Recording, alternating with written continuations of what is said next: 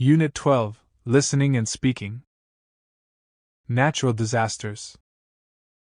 Today, I'm going to interview 3 people who witnessed natural disasters.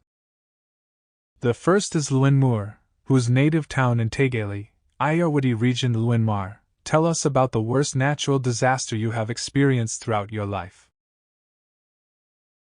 Well, I'm now 22 and it happened 13 years ago, on the 2 of May while I was living in a small village in Hogolay Township, Irrawaddy Delu.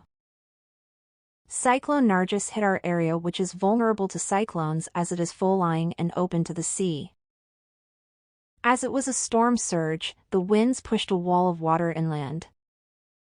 So, the water got higher than buildings and trees. When the storm was over, I looked around my village. One word can't describe the situation: heartbreaking. We lost almost everything: our relatives, our homes, and our businesses. Oh, I really don't know what to say. I am very sorry. Right now, I'd like to ask you Tin Lewin about his experience. Can you tell us about the moment you have been affected by a natural disaster? What was the experience like? Last year, I returned to my land country from India. I was sent to a quarantine center as it was the time of COVID-19 pandemic. After 4 or 5 days of my uneval, I got a fever and couldn't sense any taste and smell.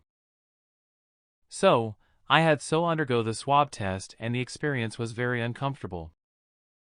Sadly, I tested positive and so, I was sent to the hospital.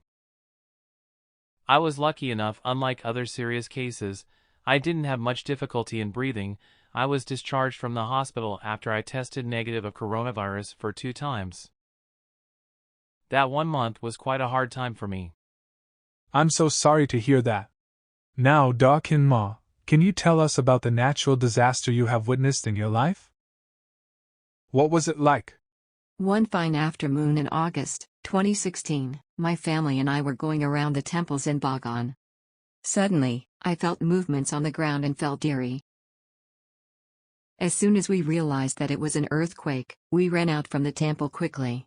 Luckily, no one in Bagan was injured, but nearly 400 pagodas were damaged.